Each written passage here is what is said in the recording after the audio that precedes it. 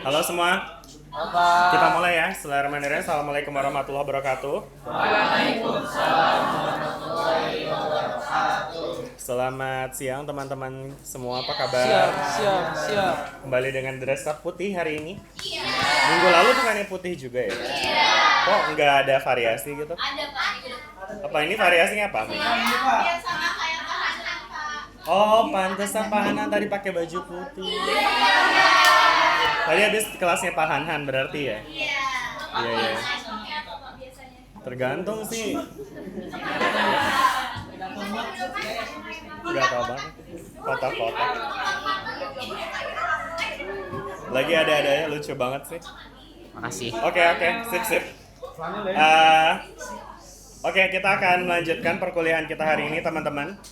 Jadi kalau misalkan kita refer ke silabus materi kita, kita sudah membahas tentang ini ya teman-teman ya, tentang hukum Newton kemarin ya, dan juga sedikit tentang usaha.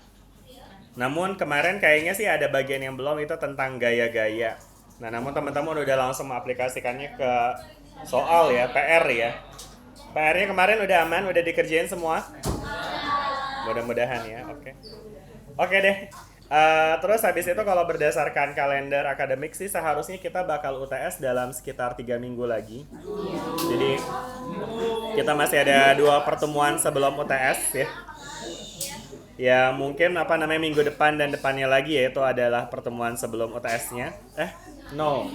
Kapan sih? UTS-nya tanggal berapa sih? Teman ada udah tahu belum sih? 20 apa 26?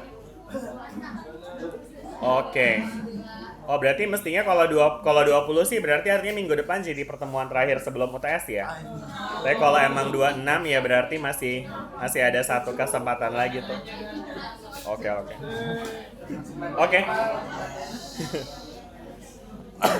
It's okay. Ya mudah-mudahan nanti kita bisa menyelesaikan sesuai dengan jadwal ya, sehingga kita bisa menyelesaikan sampai mekanika fluidanya nih teman-teman. Oke. Nah, lalu kemudian untuk pembahasan kita hari ini, saya mungkin akan nge-review sedikit tentang materi kita yang kemarin ya teman-teman ya. Kemarin kita udah ngebahas tentang hukum Newton. Masih ingat hukum Newton itu apa? Apa itu hukum Newton? Oke, satu-satu coba yang mau jawab, angkat tangan coba. Hukum, ini kenapa nih? Bentar ya. Hukum Newton. Oke, gimana hukum Newton? Siapa yang mau jawab tadi? Ya, silakan. Kalau hukum Newton 1 itu bunyinya kalau misalkan benda bergerak dengan kecepatan yang konstan, sigma F itu sama dengan 0. Tapi kalau misalkan dia kecepatan nggak konstan, sigma F-nya nggak sama dengan 0. Oke, sip. Ya, siapa namanya? Sami. Nomor berapa absennya? 52. 52 ya, oke deh. Sip. Terima kasih. Bentar, saya kasih warna merah nih. Oke, ini tadi Sami ya. Ya, terima kasih Sami. Tadi Sami udah ngejelasin bahwa hukum Newton ini akan menentukan cara bergerak suatu benda ya. Ketika benda bergerak dengan kecepatan konstan, itu artinya total gayanya itu sama dengan 0 gitu ya. Mungkin agak dibalik kali ya. Kalau misalnya kita ngomongin gaya sebagai penyebab, maka mungkin kita bisa menjelaskan tentang kondisi dari gayanya dulu ya. Dimana jika suatu gaya total gaya pada suatu benda, sigma F-nya ya, itu sama dengan 0, maka kecepatannya itu akan konstan gitu ya teman-teman ya. Oke. Nah, sedangkan yang kedua yang tadi dijelasin sama Sami juga, cuma dibalik aja sedikit ya, dimana jika total gayanya itu tidak sama dengan 0, maka akan ada perubahan dari kecepatan gitu ya kan. Dia berubah nih, dia changing ya kan. Dan kalau ada perubahan kecepatan artinya ada percepatan ya. Dan ternyata gaya dan juga percepatan itu memiliki hubungan ya. Dimana hubungannya adalah sigma F sama dengan M dikali A gitu ya. Oke, sip. Udah ya. Dan yang terakhir itu ada analisis tentang aksi reaksi ya kan ya. Nah, nanti most of the time ketika teman-teman ngebahas tentang analisis gaya, itu nanti kan emang acuannya tuh adalah ini ya teman-teman ya. Teman-teman lihat total gaya yang bekerja pada benda itu apa aja. Terus habis itu nanti kita juga bisa lihat ketika ada total gayanya berarti akan ada percepatannya seperti itu. Nah, namun kemarin kita belum sempat ngebahas tentang jenis-jenis gaya nih teman-teman. Jadi mungkin sebelum kita ngebahas PR-nya, saya tertarik untuk kita coba bahas itu dulu teman-teman, yaitu tentang jenis-jenis gaya. Itu kan Ya. 3 ya? Jenis gaya. Oke.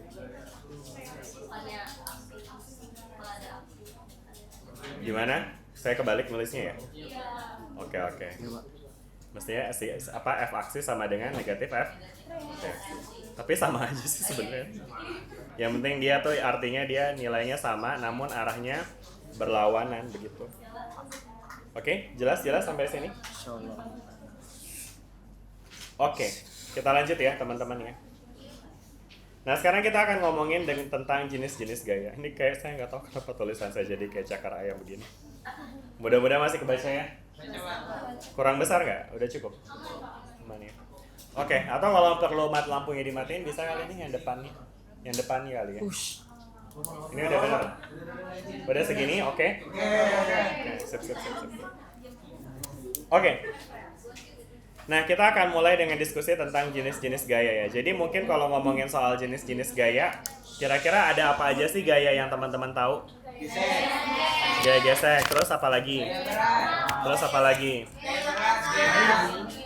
Oke. Oke, sip. Ya, banyak ya tadi teman-teman ya. Mulai dari gaya gesek, gaya berat, gaya gravitasi, gaya magnet, gaya listrik, gaya pegas, ya kan, dan seterusnya. Jadi sebetulnya ada banyak jenis gaya teman-teman dalam fisika. Ya. Nah, cuma yang paling umum dan mungkin nanti akan menjadi cakupan dari materi mekanika ini di fisika dasar ini, yang wajib teman-teman tahu, itu yang paling fundamental itu ada yang namanya gaya berat. Tadi teman-teman udah sempat sebutin ya, gaya berat, ya kan. Jadi suatu benda bermassa itu pasti memiliki gaya berat kalau dia berada di dalam pengaruh dari gravitasi bumi. Kalau gaya simbolnya F dan berat bahasa Inggrisnya weight, W, kita bisa kasih notasi FW gitu teman-teman ya. Atau kadang beberapa buku juga bilangnya pakai W doang, itu juga nggak masalah ya. Yang penting teman-teman ingat bahwa gaya berat ini adalah besaran vektor ya.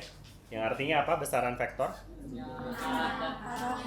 Dia punya arah dan juga punya besar ya, punya nilai betul ya. Nah sekarang kalau kita ngomongin soal arahnya nih, arah dari directionnya, arah dari gaya berat, itu arahnya kemana sih? Ke bawah ya, dia akan selalu ke bawah. Kenapa sih dia selalu ke bawah teman-teman? Karena adanya medan gravitasi ya, yang disebabkan oleh bumi, dan buminya ada di bawah ya. Karena mungkin teman-teman juga bisa recall bahwa sesungguhnya gaya berat ini adalah gaya tarik oleh bumi. Jadi selama buminya ada di bawah, maka semua benda akan tertarik ke bawah ya. Lain cerita kalau buminya ada di atas ya, jadi nanti akan ketariknya ke atas gitu ya. Kebayang nggak teman-teman? Gitu ya.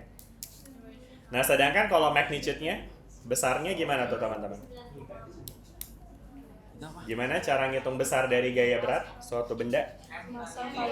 M dikali G, betul banget. Udah pintar ini Mark ya.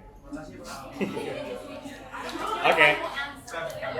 Ya, jadi gaya berat itu tadi punya persamaan ya. Gaya berat rumusnya adalah M dikali G, di mana M-nya itu adalah besar, ya kan? Nah, sedangkan kalau si G-nya itu apa, teman-teman? Gravitational constant gitu ya kan, atau gravitational acceleration ya. Yang nilainya berapa? Meter per second kuadrat gitu ya. Oke deh, sip. Bisa dipahami nih teman-teman sampai sini? Itu yang bawahnya direction. Masih gampang ya. Oke deh. Jadi kalau misalkan kita punya benda nih ya kan, yang misalnya ini ada suatu benda gitu ya, yang kita lepaskan di udara, maka nanti dia akan mengalami gaya gravitasi tadi ya, yang arahnya kita bisa gambarkan ke bawah. Dan akibat adanya gaya gravitasi ini, maka bendanya akan jatuh ke bawah. Oke, good. Nah, berikutnya yang teman-teman perlu pelajari dalam konteks fisika dasar ini ada yang namanya gaya normal, teman-teman. Gaya normal. Kalau misalnya tadi gaya berat itu kita tuliskan pakai FW, mungkin sekarang kita boleh tuliskan dengan FN gitu ya. Nah sekarang gimana dengan arah dari gaya normal teman-teman? Ada yang bisa describe nggak arahnya tuh kemana ya gaya normal? Tegak ke atas, tegak lurus bidang. Oke, berarti ada dua jawaban nih, ada yang bilang ke atas, ada juga yang bilang tegak lurus bidang. Mana yang kira-kira benar? Maksudnya gimana tuh tegak lurus bidang? Maksudnya gimana tuh tegak lurus bidang? Mau jelasin?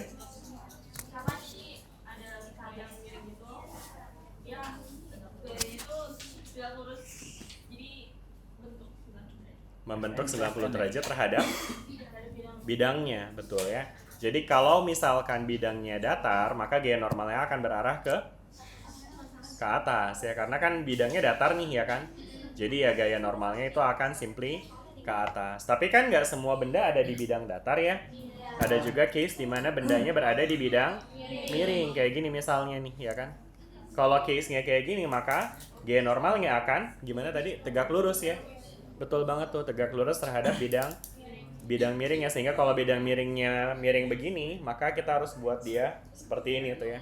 Jadi dia akan seperti ini nih teman-teman gaya normalnya. Gaya normalnya akan berarah ke sini. Dan kita harus pastikan bahwa dia memiliki arah yang tegak lurus. Oke, jelas? Sedangkan kalau gaya beratnya kemana nih kalau case kayak gini? Kanan, Ke bawahnya kemana? Ke sini kan? Tegak lurus apa maksudnya tegak lurus? Tegak lurus terhadap bidang juga? Iya. Dengan panah, maksudnya gimana tegak lurusnya? Tegak lurus dengan tanah. Jadi begini, maksudnya begini. Iya, betul ya. Jadi maksudnya dia akan selalu ya vertikal aja gitu ya, tegas gitu ya. Mau bendanya miring kayak, mau bendanya lurus kayak, mau bendanya nempel di tembok pun, gaya berat itu pasti selalu ke bawah. Betul, dia nggak tergantung sama bidang ya. Yang tergantung sama bidang adalah gaya normal. Sip. Nah sekarang teman-teman, gimana dengan magnitude-nya? Alias besar dari gaya listrik. Besar dari gaya normal nih. Kira-kira gimana teman besarnya?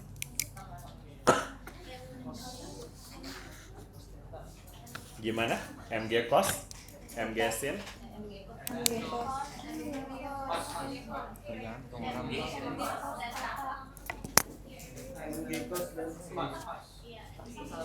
MG cos, MG sin?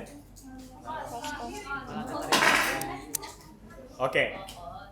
Misalkan di sini kita punya benda ya. Let's say bendanya ini bermasa 5 kg. 5 kg. Dan kemudian untuk memudahkan perhitungan, let's say kita pakai G-nya 10 dulu ya. Mendekati 10. Nah, berarti FW-nya berapa nih? Kalau G-nya 10? 50 ya. Mudah ya? 50 gitu. Nah, sekarang gimana dengan gaya normalnya? Berapa nih gaya normal pada benda? 50 Newton juga? Sepakat? Kenapa? Berapa harusnya kalau bukan 50? Gravitasi berapa? Gantungan aja. Sama. 50 Newton juga? Tadi yang bilang enggak siapa? Silakan kalau ada yang mau kasih opini bahwa dia bukan 50 ada? Ini gravitasi itu.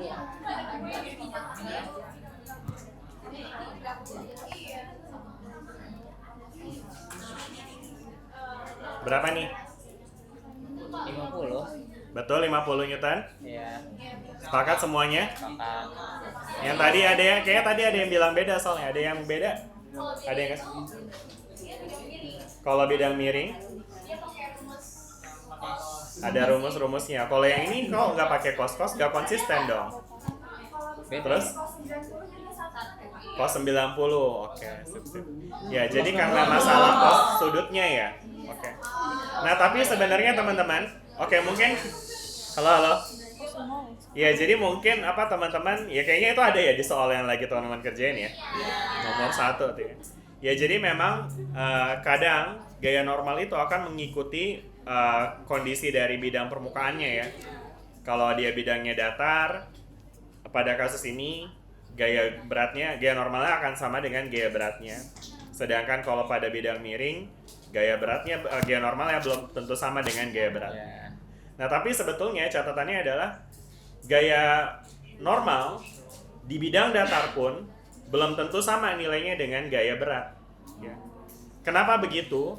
Karena gini teman-teman, saya kasih konteks ini. Ini ceritanya adalah benda bermasa 50 Newton ya. Dengan berat 50 Newton. Misalnya 50 Newton ini HP nih. 50 Newton. Nah, terus habis itu ini kita angkat dengan gaya berapa ya? Misalnya F sama dengan 5 Newton gitu ya. Artinya gaya yang diberikan sebetulnya nggak cukup untuk ngangkat si HP-nya. Kira-kira HP-nya bakal keangkat nggak tuh?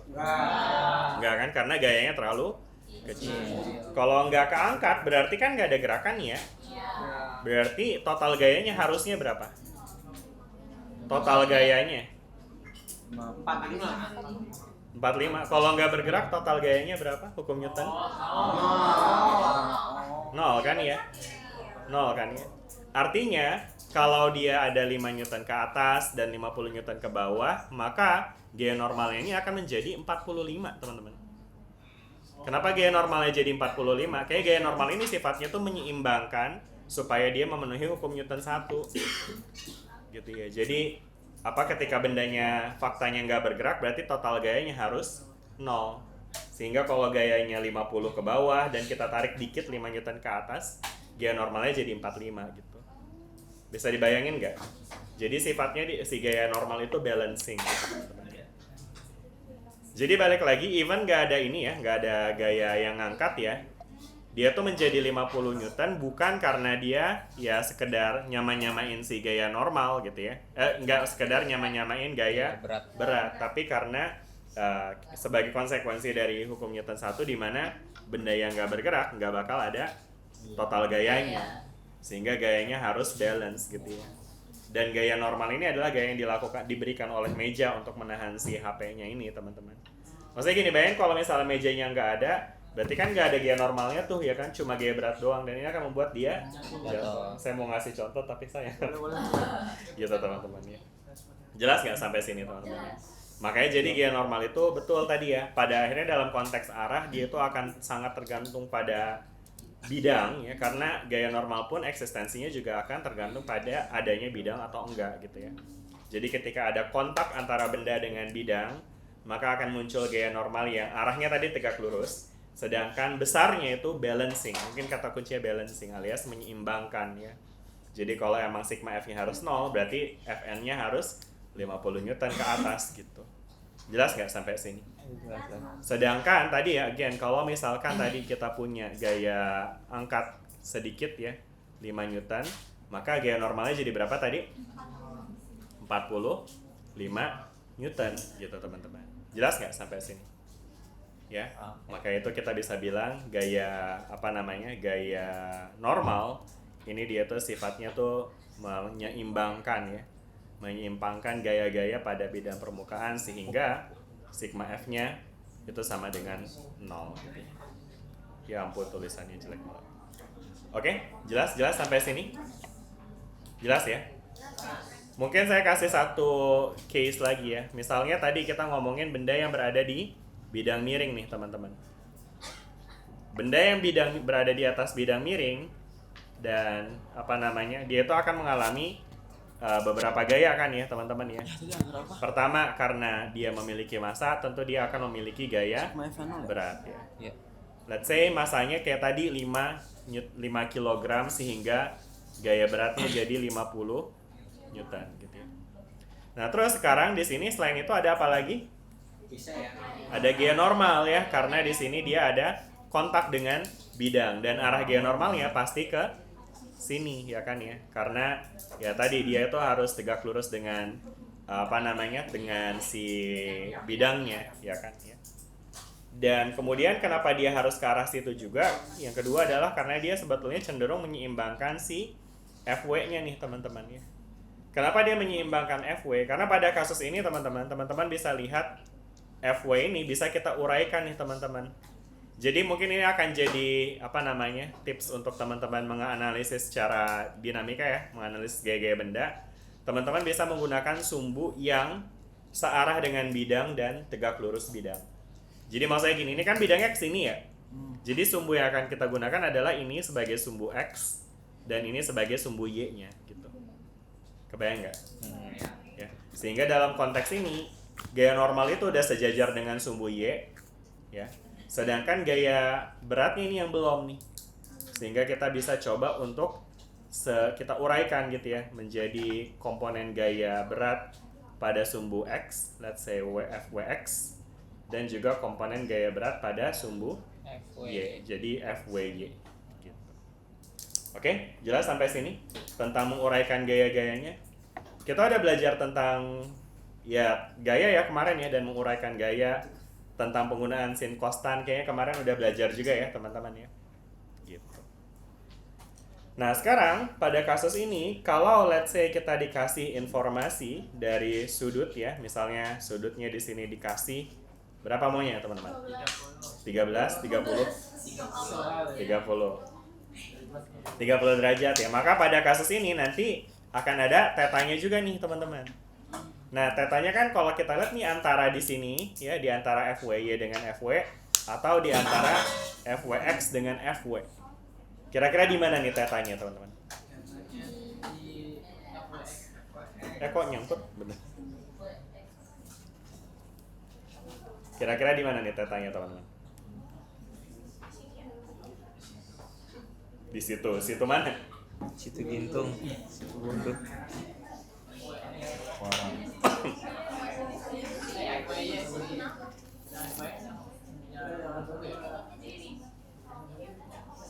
Di mana tetanya? FWY. Berarti di sini ya tetanya ya. Kenapa di situ? FWX yang 60-nya ya. Oke, yang lain sepakat kayak gitu? Kelihatan ya ini lebih kecil gitu kan ya sudutnya. Iya, jadi secara visual pun bisa dilihat sebetulnya ya. Atau alternatifly teman-teman juga bisa lihat kayak gini. Ini kan bidang nih. Yang warna abu-abu bidang ya. Bidang yang warna abu-abu itu tegak lurus dengan FWY, ya kan? Sedangkan si FW-nya ini yang warna hijau ini, dia tegak lurus dengan si yang merah nih, ya kan? Nah, sehingga kalau bidang dan warna merah itu membentuk 30, maka yang warna hijau tadi yang kesini dengan si FW yang kesini itu juga pasti membentuk sudut yang sama tuh. Karena hubungan saling tegak lurus gitu. Ya, jelas nggak sampai sini teman-teman? Jadi 30 derajatnya itu ada di sebelah sini. Oke? Dah sampai sini jelas nih? Apa yang belum?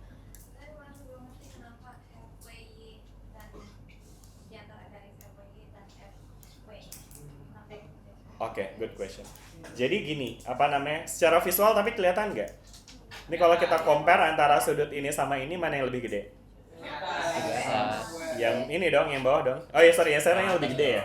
Iya. Yang lebih gede yang atas, yang ini yang bawahnya. Terus teman-teman ingat nggak ini total sudut tuh berapa sih? 90 kan ya? Jadi kalau salah satunya harus 30, berarti sudut lainnya harus 90. Nah, jadi dari situ udah kelihatan tuh yang lebih gede ya pasti yang 60-nya. Yang lebih kecilnya tuh 30-nya. Itu secara visualnya kayak gitu, ya. Nah, tapi alternatifly yang tadi saya jelasin adalah ini juga nih teman-teman bisa lihat nih hubungan antara, saya kasih tanda warna apa ya, warna biru deh nih. Lihat ya bidang yang warna biru ini, dia tuh tegak lurus nih dengan si ini nih. Iya nggak? Tegak lurus ya. Nah, sedangkan kalau kita ambil lagi yang warna merah nih kayak gini, ya, kelihatan nggak tuh? Itu tegak lurus juga nih sama ini nih, ya kan? Samar. Kelihatan nggak nih? Samar. Oh, kagak kelihatan ya? Ya Allah, kasihan amat anak-anak. Ungu deh, ungu. Kalau gini, kelihatan nggak tuh merahnya? Rada coklat ya. Ya ini merah ini dia tegak lurus sama yang ini nih. Oke? Bam. Gitu ya. Nah, sekarang karena merah tegak lurus, biru juga tegak lurus, berarti sudut yang dibentuk di sini nih itu sama dengan sudut yang dibentuk di sini karena ini dibentuk oleh merah biru juga kan. Ya. Gitu, makanya jadi dia sudutnya akan sama gitu. Oke? Bisa dipahami sampai sini ya? Dan ini langkah yang penting nih, karena kalau teman-teman salah nentuin sudutnya yang mana, ya nanti dalam perhitungannya bisa jadi akan salah juga begitu ya. Oke, jelas ya teman-teman sampai sini ya. Jadi dari sini kita punya ini adalah 30 derajat gitu ya kan. Nah udah deh, dari sini berarti kita bisa dong nih menguraikan berapa FWY dan berapa FWX ya enggak? Gimana cara hitung FWY? FW sin apa cos? Sin cos sin cos sin cos. Oke, yang bilang sin angkat tangan. Yang mana? Kos dong. Oke, yang bilang cos angkat tangan. Kurang tinggi nih. Oke, sin atau cos nih teman-teman. Yang bilang sin angkat tangan. Sin angkat tangan ada ya. Yang bilang cos angkat tangan. Oke, udah ya. Yang bilang sin tadi boleh kasih penjelasan nggak? Kenapa sih pakainya sin? Ini yang jawab, bentar, saya cari dulu namanya. Siapa namanya? Siapa namanya? Atau jawab dulu deh tadi. Kenapa pakai sin sih? Kenapa pakai sin? Pakai FW kan miringnya. Pakai FW, terus FW miringnya, terus habis itu? Salah.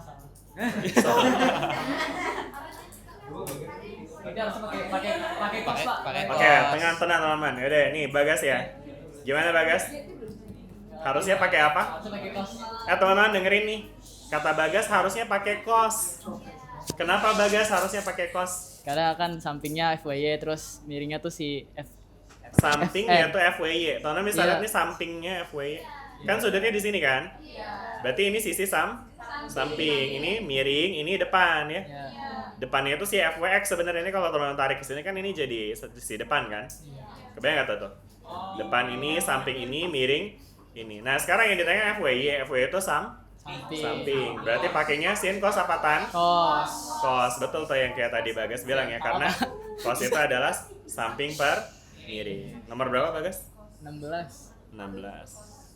Oke, sip. Udah ya, gitu ya teman-teman ya. Bisa dipahami sampai sini? Makanya ini kayaknya sempat kayak saya kemarin bilang ya jangan ngafalin ya. Karena emang sebetulnya seringkali emang Y itu pakainya sin gitu ya. Nah tapi kalau kita keseringan ngapalin kita malah jadi nggak nganalisis bahwa semuanya sin atau cosnya itu tergantung dari sudutnya ada di mana. Gitu ya. Jadi ini harusnya jadi sin ya teman-teman ya. Atau mungkin kalau kita tuliskan langsung dia 50 sin cos sin lagi. Tadi harusnya cos ya. Cos 30 ya kan. Ya Allah tulisan apa ini? Oke, derajat. Boleh dibantu untuk hitungin teman-teman FWY-nya berapa jadinya? Pakai kalkulator aja silakan. Berapa? 25 akar 3. Kalau di pakai desimal sekitar berapa?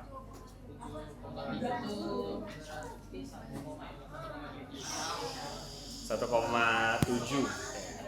Pakai kalkulator aja teman-teman, ada kalkulator kan ya?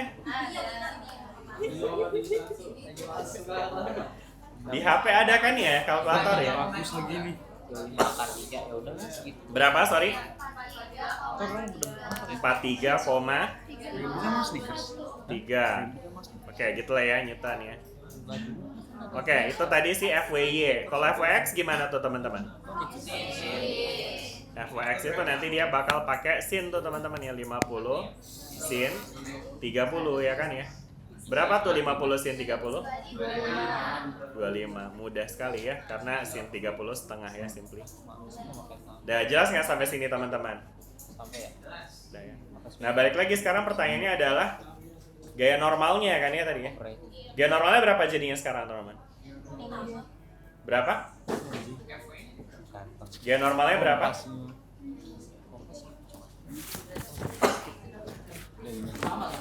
Gaya normalnya berapa?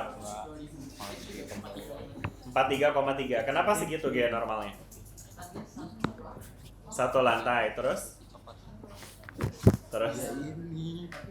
Tapi dia ada yang fix. Nah, terus jadi gimana? Gaya normal, pertanyaannya gaya normalnya berapa ya? Teman-teman tinggal pakai teori yang tadi kita bahas aja. Tadi gimana sih gaya normal cara nentuinnya?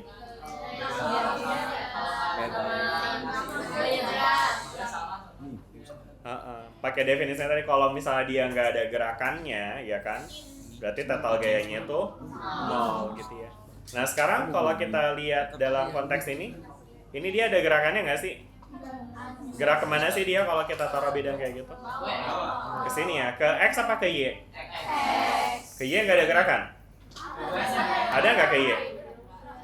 Ada gerakan nggak ke Y? Saya naik gerakannya ya? Nggak ada. Ada yang bilang ada tadi? Mungkin yang bilang ada ngebayangin bloknya lompat-lompat gitu ya, twing. Kebayang nggak? Ini nggak kan? Bloknya nggak lompat-lompat kan? Berarti secara Y, gayanya itu, secara Y nggak ada gerakan. Sehingga secara Y itu total gayanya harusnya. Sehingga kalau FWY-nya 43,3, FN-nya jadi that's it, betul teman-teman. Jelas kan nih teman-teman sampai sini? Kayak tadi yang Bagas bilang tuh, benar ya? Cie Bagas nih. Yeah. Nah tapi maksudnya ini mungkin tadi teman-teman ada yang bilang apa gaya normal MG cos mungkin karena dari sini ini maksudnya ya ini yang 433 itu kan MG cos ya. Nah tapi bukan dari situ teman-teman. Prinsipnya itu karena si FN itu menyeimbangkan gayanya gitu ya. Sehingga dia harus countering si FWY-nya gitu ya. Bisa dibayangin nggak sampai sini? Bisa. Ada yang bingung? Oke, aman. Jelas? Ya. Yang FWX itu nggak dipakai ya Pak? Good question. Untuk? Yang normal.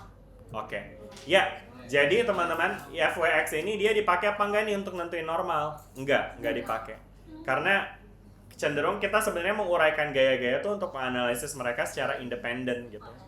Mirip-mirip kayak cara kita menganalisis gerak parabola, ingat gak tuh? Ketika kita pakai VY untuk menganalisis seberapa tinggi dia, VX-nya nggak bakal kita lihat gitu. Gitu ya. Dan gaya pun juga gitu, ketika kita sebenarnya FW ini itu tuh udah perpaduan ya kan. Yang kalau kita bilang misalnya ini ke bawah gitu ya, ini ke depan. Nah FW-nya itu udah ke bawah depan gitu ya. Nah itu dicampuran tuh. Nah supaya kita analisis dia independen, kita lihat nih ke arah bawahnya, ke Y-nya berapa, ke X-nya berapa. Dan ketika kita udah pisahkan, ya udah X itu nggak akan dilibatkan lagi untuk menganalisis si Y-nya. Jadi FWX dipakai buat apa teman-teman? FWX itu dipakai untuk ya nyari misalnya ini kan berarti dia total gaya yang bekerja pada benda cuma dari FWX ya nggak sih? Iya. Karena secara vertikal dia 0. Sehingga ini yang akan membuat si bendanya glosor ke bawah gitu. Ya, jadi FWX ini akan jadi Fnet-nya nanti. Oke.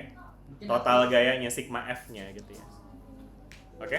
Tapi kalau misalkan FWX-nya itu ada bendanya itu ditarik atau didorong baru berpengaruh. Nah, itu GPR tuh ya. Iya. Betul. Nanti kalau ada tarik-tarikan, berarti nanti ada gaya-gaya lain yang bekerja pada bidang horizontal gitu kan ya. Dan itu nanti akan mempengaruhi juga gitu ya. Udah gitu nanti bisa juga ketambahan dengan gaya gesek juga tuh ya kan. Nah, itu makin mempengaruhi gitu ya. Nah, tapi ini pada kasus paling simpel dulu yang saya bahas ya, di mana di sini diasumsikan nggak ada gaya gesek dan nggak ada gaya lainnya yang bekerja pada si X ya.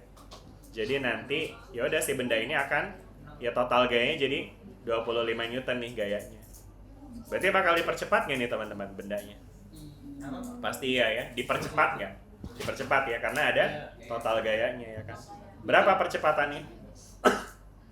Tadi masanya berapa nih? 5 kg ceritanya ya. Berarti kalau total gaya 25 Newton, percepatannya berapa? 5, betul. Karena 25 dibagi 5 gitu ya. Jadi nanti dia dipercepat dengan percepatan 5 meter per sekon kuadrat gitu. Udah ya, jelas ya kayak gitu teman-teman ya. Bisa? Mudah-mudahan. Oke deh, baik. Nah sekarang mari kita bahas soalnya ya kan. At least teman-teman udah tahu fondasinya juga seperti apa. Dan untuk sekarang mungkin saya akan lempar dulu. Kalau mungkin ada volunteer yang mau membahas pekerjaannya, silakan. Waktu dan tempat dipersilakan. Nggak tahu. Langsung bahas semuanya. Enggak, mungkin ya per ini ya per nomor ya, nomor. Jadi satu misalnya ada ABC, itu semua sekalian dibahas. Ada 5 soalan ya kalau nggak salah ya. Berapa sih? 3 besar. Yaudah, satu dulu lah, nomor 1 dulu. Boleh yang 1A. Emang 1 kayak gimana sih soalnya? Iya, yang AB berarti A sama B-nya ya. Ada yang mau? Enggak, bukan A doang ya, bukan A doang ya sekali. Ya A sampai B lah, A sampai B lah. Boleh, boleh. Siapa namanya? Nomor 1 ini bener ya? Silakan maju. Siapa Nggak nama? berat kan? Ya udah berarti ke bawah. 76. Oke, sip, sip. Boleh, boleh.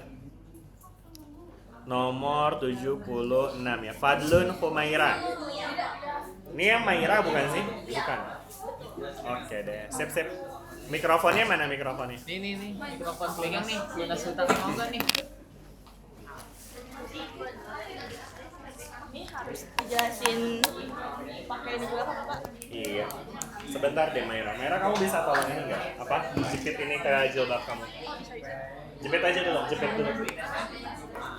Jepit ke jilbabnya dulu. Iya. Di mana aja yang ada. Nah itu ditempelin terusnya mikrofonnya ke situ. Itu magnet. Klik, klik. Bisa. Oke. Oke, tolong teman-teman perhatian. Ini ada teman kita maju, Maira akan menjelaskan nomor semuanya. Oh, enggak. Ini dia ya, pekerja. Oke, ya silakan Maira, boleh dijelasin dulu nih, apa sih, ada apa di soal ini? Kekecilan nggak nih segini? Kebaca ya? Ada spidol lain nggak? Mau pakai spidol? Boleh Pak? Apa nggak usah pakai spidol? Terserah. Ditunjuk-tunjuk juga nggak apa-apa, tunjuk-tunjuk. Ya udah deh gini aja. Ini yang nomor 1 kan? Oh ini gambar saya. Iya, nggak tahu. Itu punya nomor pekerjaan kamu kan ya? Oh iya benar. Terus ini kan udah ada gaya yang tegak lurus tadi, gaya normal. Terus juga udah ada gaya tegangan talinya yang ini. Terus juga udah ada gaya gesek. Terus jadi yang belum tuh tinggal gaya normal itu ke bawah. Jadi Gaya normal ke bawah. gaya berat ya. Gaya beratnya yang belum ada ya? Ya, jadi yang belum ada kan gaya berat. Gaya Jadi beratnya. itu ke bawah. Jadi Oke. nomor A ini gaya lain yang belum ada di dalam soal ini adalah gaya berat. Gaya beratnya aja yang belum ya berarti ya? Iya. Oke, sip, sip. Lanjut Terus ya, yang berikutnya B itu- nomor B-nya ditanya apa tuh? Yang ditanya besaran gaya normal.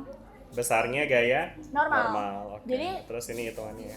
Kayak yang udah tadi dijelasin sama bapaknya. Kan Bapaknya. gaya normalnya tadi tuh berarti dari cari dulu yang diketahuinya. Yang diketahuinya itu kan udah diketahui massa yaitu 73 kg Massa sama 73. gaya gravitasinya 9,81. Percepatan gravitasi. Oh iya, ya? percepatan gravitasi. Terus dicari dulu beratnya. Beratnya kan ketemu M kali G yaitu 716,13 Newton. Habis itu baru dimasukin ke rumus gaya normalnya yaitu gaya berat dikali dengan cos. Bentar, ini dari mana rumus gaya berat normal jadi gaya berat cos? Ini karena ada ini. Karena apa? Karena ada sudut. Karena ada sudut? Iya. No. Bukan. Tadi gimana tadi diskusi kita gaya normal tuh gimana sih caranya di gaya normal? Dengan Balancing kan tadi kata kuncinya. Jadi yang ke bawah udah ketemu 716,13 buat Coba gaya deh gambarin berat. deh. Ini di sini yang harus kita uraikan. Halo teman-teman. Tolong dengerin ya. Ini harus kita uraikan apa sih tadi di sini? Enggak kelihatan. Di sini aja di sini aja. Kamu mungkin dilihat dari sini.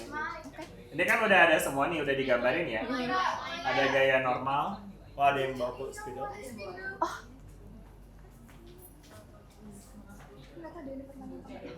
Ya, Oke, jadi kan di sini udah ada gaya normal, ada gaya tension, ada gaya friction, ada weight force ya. Weight force arahnya kemana weight force-nya? ke bawah. Nah terus habis itu gimana cara kita nyari gaya normal? Itu nggak bisa langsung pakai rumus sebenarnya ya. Tapi harus ada penjelasan tentang penguraian gayanya nih teman-teman. Nah gaya apa yang harus diuraikan di sini? Si W-nya teman-teman ya, si gaya beratnya. Ya. Nah di sini kan udah dapet tuh gaya beratnya segitu terus. Mungkin perlu dikasih panahnya ya, jangan cuma garis doang. Yang namanya garis itu dia berat. Nah iya. Berarti Tapi yang Ya. Kalau yang A-nya, saya nggak dari FWX sama FW itu. Apanya? Yang di A. Yang di A? Kan itu suruh ini kan kasih tahu yang kurang ya. Iya. Saya cuma FW doang. FW doang. Oh, dia nggak digambar ya? Yang FWX sama FW-nya. Iya, iya. Oke, udah gambarnya kayak gitu. Oh. Itu udah semua gaya emang. Tensionnya Belum, mana? belum. Terus habis itu gaya normalnya gimana gaya normalnya? Itu udah bener belum gaya normalnya?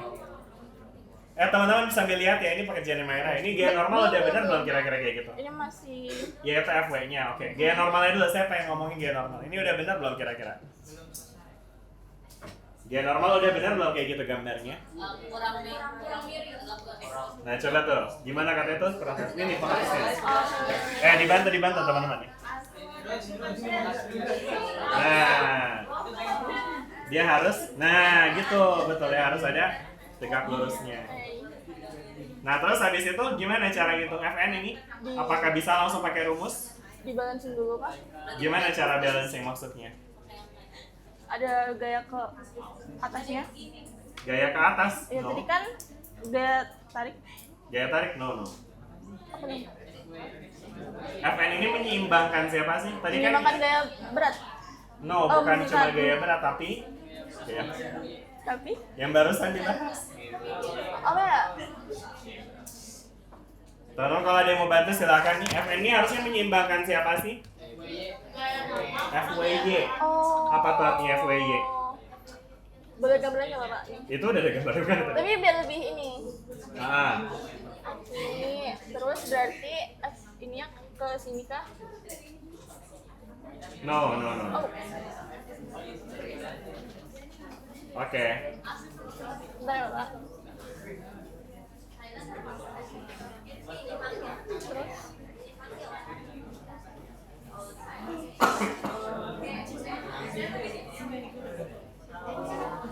No, nggak ke situ. Oke, udah cukup deh mungkin. Oke, makasih ya Maira ya. oke deh. Boleh kita kasih tepuk tangan buat Maira untuk effortnya. Maira nomor berapa tadi? 70? Nomor berapa sih tadi? 76. 76, oke. Ya, ada yang mau melanjutkan perjuangan Maira nggak nih? Guys, Tadi- lanjutin guys. Ya, tadi saya belum ini ya. Belum apa namanya, saya merasa masih belum kuat ya reasoningnya kenapa gaya normalnya jadi W cos theta. Ada yang mau penjelasan? Oke, silakan. Silakan Bagas. Dilanjutin aja ya, ini pekerjaannya ini ya, pekerjaannya Maira. Halo teman-teman, kedengeran nih? Mana? Bisa lihat Bagas ya? Tadi mikrofonnya mana? Oh iya. Bisa dilepas ya? Itu minta yang sama itu. Bagus, nih mic-nya. Bagus, nanti buat teman-teman bisa aku situ Pak. Coba diklip dulu, bisa nggak?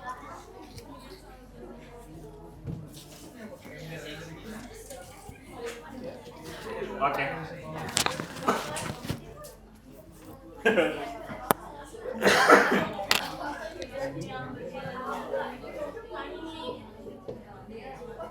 Oke, sambil dijelasin ya Bagas ya. Bentar Pak. Oke, oke. Gambar dulu. Berarti FWX-nya ke sini ya? Iya.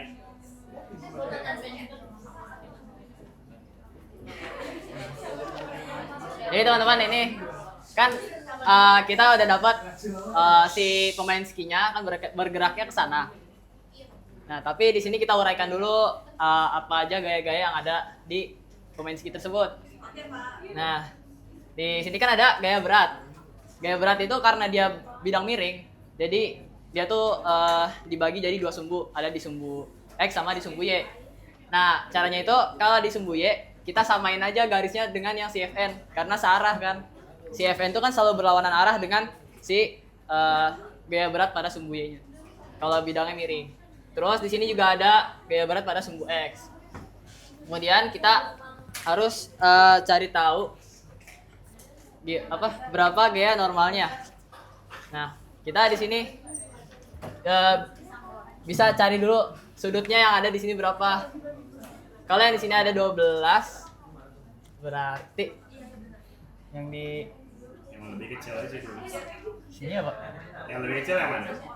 Di antara FWY apa? Oh, iya bentar. 12 tuh kecil kan? Ini Pak. Nah, Ini ya. iya betul di situ 12 ini.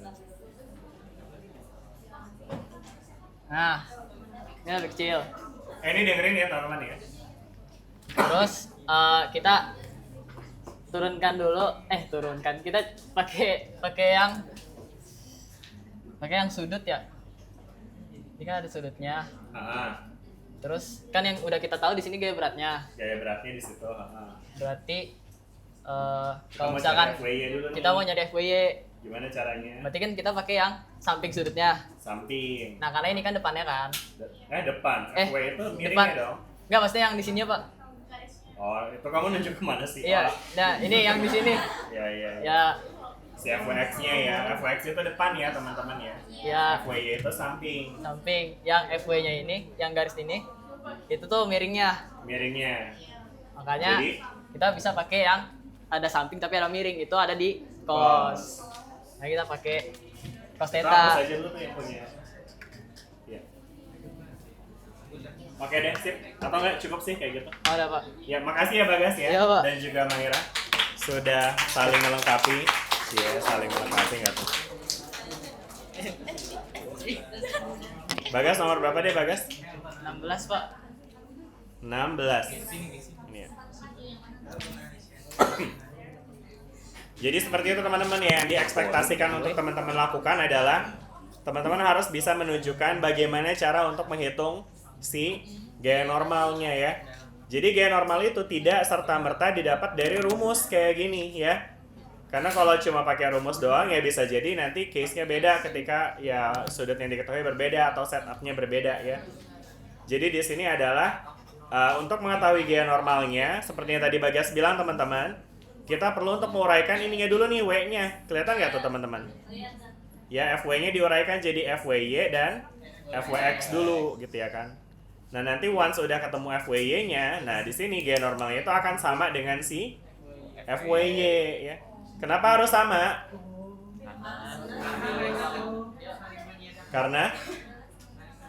Karena saling menyediakan secara ini ya tegak lurus bidang ya.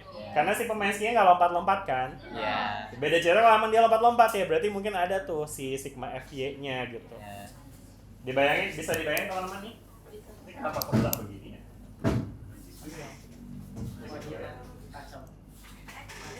Udah ya, jelas teman-teman sampai sini? Oke deh, ya terima kasih ya untuk Bagas dan juga Maira. Kemudian ini kayaknya pertanyaannya juga masih ada lanjutannya ya. Yang berikutnya apa lagi tuh? Nomor C-nya apa tuh yang ditanya? Berapa? Besar tegangan tali jika G gesek totalnya 65 Newton. Ada yang mau jelasin? Silakan. Tegangan tali. Siapa? Silakan. Siapa ada yang mau? Angkat tangan aja langsung.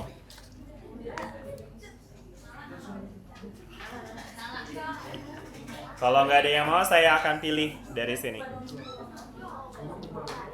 Saya akan pilih yang belum pernah ngomong nih. Kemal. Siapa ada yang mau nggak? Silakan, saya mau kasih volunteer dulu ya. Kalau nggak ada yang mau, Udah. oh kamu mau? Oke ya boleh, silakan. Siapa kamu namanya? Debbie. Nomor berapa Debbie? Nomor ini ya 27 ya? Iya. Oke, boleh kita kasih aplaus untuk Debbie. Silakan Debbie. Maju ke depan. Iya, boleh maju ke depan. Mau ini jepit apa enggak? Mikrofonnya tolong dikasih ke Debbie ya Ini teman-teman. udah ada. Mau yang mana? Ini udah ada. Ya, di bawah. Ya udah. Nomor 27 tadi ya. Saya coba cari pekerjaannya Debbie dulu ya. Yang nomor C ini ya Debbie ya. Iya, Pak. Izin. Oke, ini dia pekerjaan Debbie teman-teman. Iya langsung. Iya.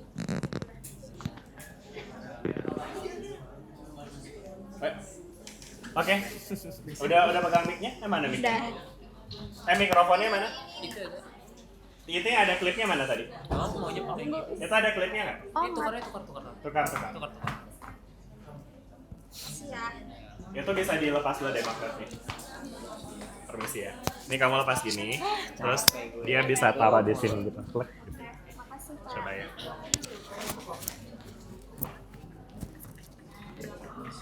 Oke, yuk. Mari kita lihat penjelasan dari Debbie.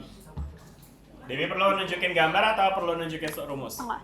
Jadi kan teman-teman sebelumnya ini dikasih tahu kan total gaya geseknya itu 65 Newton. Pertama kita harus tahu nih sebenarnya itu gaya gesek itu dia kan bendanya itu berlawanan naik ke atas ya. Gaya gesek itu gaya yang berlawanan dengan arah benda. Nah jadi kan tadi kan Bagas sudah buat kan kalau ke sini bendanya bergerak kan ke atas kan? Berarti gaya geseknya itu ke bawah. Nah, karena kalau dia ini kan arahnya kan ke bawah, berarti kita pakai sin. Iya, sin theta karena arahnya itu bergerak ke bawah. Jadi tinggal dimasukin aja ke rumus. Di sini dia mencari tegangannya. Jadi tinggal dimasukin ke rumus T sama dengan F itu sama dengan gaya gesek ditambah M dikali G sin theta. Dikasih tahu di situ gaya geseknya itu 65, baru tinggal kita masukin masanya ada di soal 73 dikali gaya gravitasi 9,8 dikali sudutnya itu ada 12. Jadi hasilnya nanti segitu. Oke. Segitu. Oke. Oke. Ya, bentar Debbie, saya mau konfirmasi ya Debbie. Jadi tadi kan intinya ini adalah gambar yang tadi digambarin sama Bagas ya tadi ya. Terus habis itu tapi di sini ada gaya si tensionnya ya yang arahnya ke sini ya. Sedangkan di sisi lain di sini dia ada gaya geseknya yang arahnya ke sini ya, F gas ya. Nah, terus sekarang boleh tadi jelasin nih dari mana nih kenapa dia jadi tension sama dengan F tambah M gas sin theta? Dari rumusnya Pak nggak tahu. Kalau dari gambar ini gimana? Kira-kira kamu bisa jelasin nggak? Jadi mungkin kamu bisa mulai dengan di sini tuh skinya dia bergerak dengan kecepatan berubah apa konstan? konstan. Oke, kalau kecepatannya konstan berarti gayanya harus gimana totalnya? 0. Total gayanya harus 0. Artinya total gaya yang searah dengan bidang Harus permukaan itu harus sama dengan 0 totalnya ya. Iya. Nah sekarang berarti kalau totalnya sama dengan 0, ya ampun ini kagak kelihatan ya tulisannya. Kalau totalnya 0 berarti gimana nih hubungan antara yang hitam dengan yang merah dan hijau?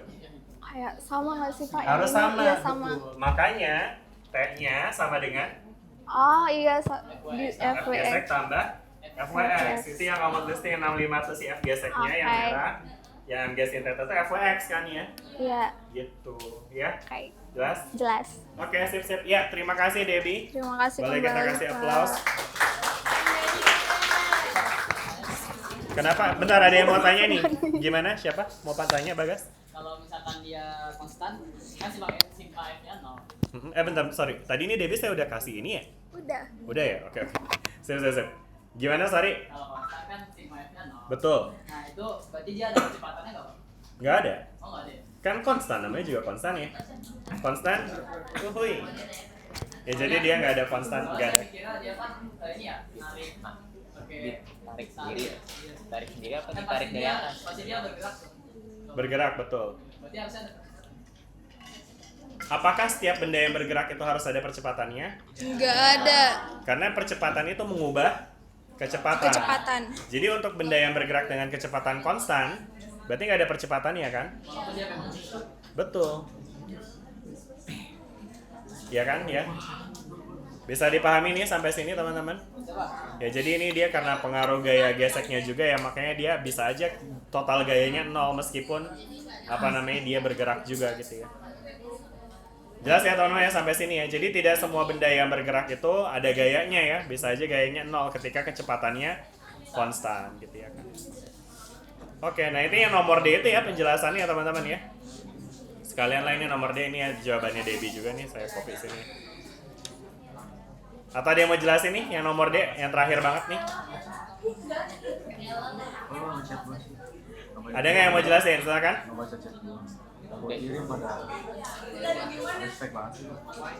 Nggak ada ya? Ada. Oh iya, silakan. Siapa namanya? Siapa namanya? Alzar. Nomor berapa Alzar? Siapa tadi yang mau? Siapa sih? Banyak ya, tiba-tiba banyak. Enggak, tadi yang ini, yang jawab yang merah tadi siapa? Ini Alzar ya? Ya, Zal. Alzar tadi yang ngangkat tangan duluan kayak Alzar deh. Atau kamu nggak ngangkat tangan? Oh enggak, berarti belakangnya yang tadi saya lihat ya, sorry. Siapa namanya Zaida ya? Zaida nomor berapa? Paling bawah. Paling bawah. Berapa? 62. Zeda Bashisha. Oke, gimana Zeda? Boleh dijelasin Zeda? Di situ aja nggak apa-apa. Iya Pak. Jokes ya. Boleh jokes. Kalau saya Pak lihat dari soalnya kan skiernya ditarik ke atas bukit dengan kecepatan tetap. Berarti kecepatannya konstan. Berarti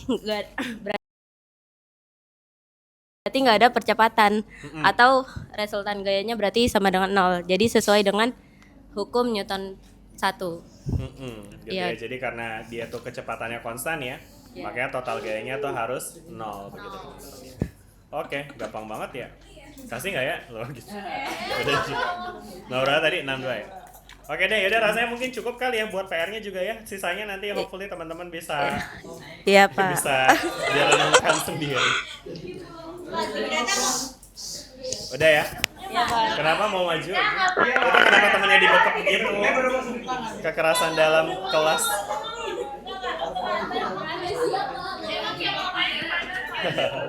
Oke deh, sip, cukup ya teman-teman ya. Oke, nah sekarang kita akan lanjutkan pembahasan kita nih teman-teman. Kita akan lanjutkan pembahasan kita ke mungkin berikutnya saya rasa ini sih saya pengen ngebahas tentang konsep usaha dan energi aja ya, karena kemarin kayaknya kita baru bahas tentang usahanya doang sekilas ya. Oke, ya teman-teman masih ingat tentang usaha? Apa itu usaha? Wih, gimana force dikali? Ya simbolnya W ya, sama dengan F dikali S gitu ya. Oke, sip. Nah, di mana F-nya ini sebenarnya kalau teman-teman ingat ya, F itu adalah besaran vektor dan S juga besaran vektor ya. F-nya itu gaya, S-nya itu apa? Perpindahan gitu ya. Dan ini perkalian dua buah vektor nih teman-teman, sehingga kita harus mempertimbangkan arahnya juga ya kan. Oke, kemarin saya udah bahas ini ya. Gimana sih untuk menghasilkan usaha tuh arahnya harus gimana? Harus sejajar ya. Harus searah. Searah nanti kalau searah dia akan menghasilkan usaha yang positif. Kalau berlawanan itu akan menghasilkan usaha yang negatif. Jadi dalam perkalian vektor itu tuh ada yang namanya dot product nih teman-teman. Masih ingat ya? Jadi dot product itu menggambarkan perkalian vektor yang searah gitu ya. Jadi kalau searah dia positif, kalau dia berlawanan dia akan jadi negatif ya kan. Bentar, ini saya copy aja lah. Kayaknya kemarin kita udah bahas ini kan ya. Nah terus kalau misalkan ada sudutnya, berarti ini harus kita searahkan dulu ya teman-teman ya. Karena kalau misalnya dia ada sudut, berarti nggak boleh langsung dikaliin begitu aja ya. Kita harus searahkan dulu ya kan. Dan kalau sudut antara vektornya adalah theta ya kan, ya udah berarti tinggal fs cos theta gitu jadinya teman-teman ya. Jelasnya sampai sini nih, yang dipakai jadinya cosnya di sini kan. Gitu. Oke, itu tentang usaha teman-teman ya. Nah sekarang teman-teman bisa bayangin nggak, kalau suatu benda mengalami usaha ya, dikenakan usaha oleh suatu gaya, maka apa yang akan terjadi terhadap benda tersebut ya? Berpindah, oke, ada lagi? Bergerak? Iya, perpindahan. Berpindah, bergerak sama aja kayak. Konteksnya ini dengan energi teman-teman ya. Kira-kira, nah apa? Menghasilkan energi atau ada energi yang diberikan kepada si bendanya gitu ya. Jadi ketika ada gaya yang melakukan usaha pada suatu benda, maka gaya tersebut memberikan energi artinya ke benda tersebut ya. Dan dari sini kita akan melihat hubungan antara usaha dengan energi ya. Di mana usaha itu adalah energi yang dipindahkan. Kita bisa bilang juga usaha sebagai energi yang dipindahkan, teman-teman. Bisa dibayang nggak sampai sini nih? Energi yang berpindah. Energi yang dipindahkan. Aduh, astagfirullah, tulisan saya kenapa sih ini? Dipindahkan. Oke? Misal, di sini kita punya gaya yang bekerja pada benda seperti ini ya. Dengan perpindahan segini sehingga dia menghasilkan usaha sebesar 15 joule ya. 15 joule ini artinya ada energi yang diberikan oleh si gaya ini, siapapun gayanya ya. Misalnya di sini gayanya konteksnya adalah teman-teman narik nih si box ini gitu ya kan. Gimana cara nariknya? Kenapa kakinya ada banyak? Ada ekornya. Ada buntut. Ada buntutnya. Ya misalkan di sini lagi ditarik gitu ya kan, seret gitu ya kan. Nah artinya si orang ini yang menarik, yang memberikan gaya ke si boxnya, itu dia akan memberikan energi pada si boxnya.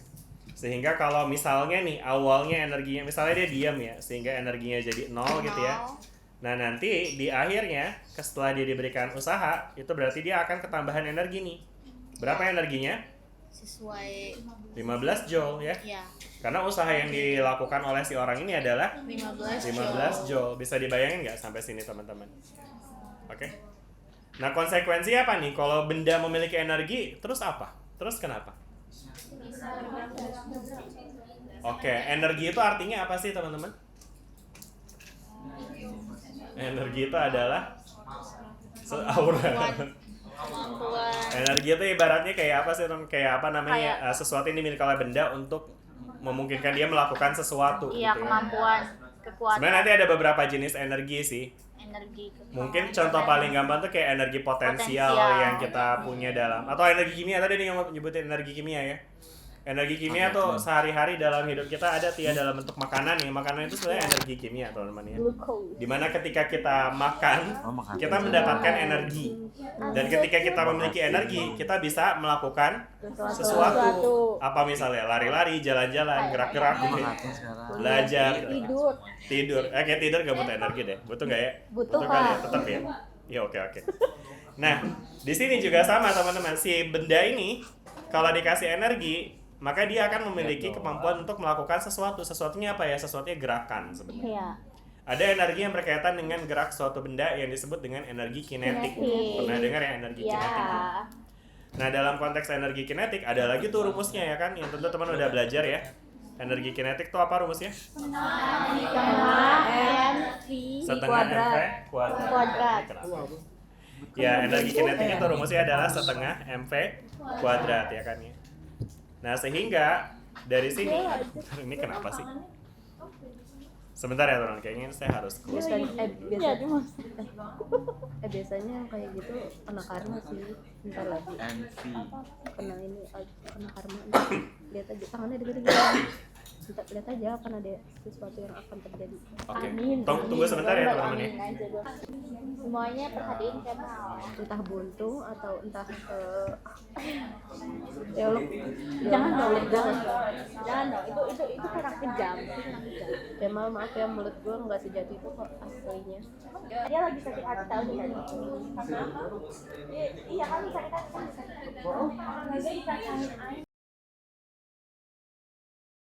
gue kacain Dari tadi Oke. Kita lanjut ya teman-teman ya. dari lama. Jadi tadi ada yang namanya energi kinetik ya, yang berkaitan dengan gerakan suatu benda ya. Jadi kalau misalkan suatu benda memiliki energi kinetik, ya artinya dia nanti akan mampu bergerak dengan kecepatan tertentu gitu ya. Yang rumusnya adalah Eka sama dengan setengah mv kuadrat. Ini kenapa sih please wait mulu? Oke. Eka Oke, ini ya teman ya. Jadi Eka-nya itu adalah setengah mv kuadrat. Ya. Nah, jadi dari sini nih, misalkan ya teman-teman ya, misalkan bendanya ini bermasa berapa ya? Misalnya 5 joule gitu ya, 5 kilogram gitu ya. Oke. Nah, terus dia menerima energi berapa tadi tuh 15 joule ya. 15 joule Nah, dari sini nanti teman-teman bisa dong hitung nih berapa kecepatannya ya enggak? 5,5 Oke, coba deh dihitung deh teman-teman. Berapa kecepatannya? akar kuadrat dari kecepatan kan M-nya nih 5 kilogram. V sama dengan Ya, jadi kalau Eka-nya 15 joule sama dengan setengah dikali M-nya 5 V kuadrat dikali dengan V kuadrat.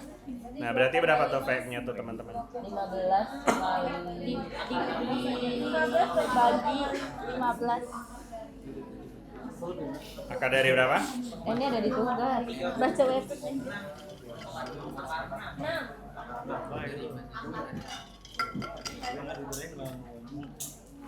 Akar 6, Pak.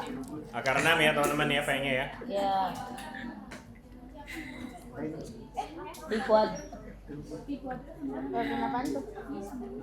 V sama dengan akar. Akar 6. Marry a witch husband. Kok sekarang Oke, kamu kayak satuannya apa nih? gitu? Dibaca. Meter per sekon. Sekon. A witch Oke. husband. Nah, sekarang kita bisa nih ngecek nih apakah benar kecepatannya akar 6 ya. Ya. Teman-teman masih ingat gimana cara ngitung Percepat. kecepatan? Kita kemarin udah belajar GLBB ya. Kalian bisa bayangin ini di sini dia mengalami perpindahan sejauh 3 meter kan ya? Ya. 3 meter. Nah, sedangkan di sini benda ini karena dia mengalami gaya pasti mengalami percepatan dong. Berapa percepatannya? Gayanya berapa tadi, teman-teman? 15. Is it 15? Apa, Pak? Gaya yang bekerja pada si boxnya berapa?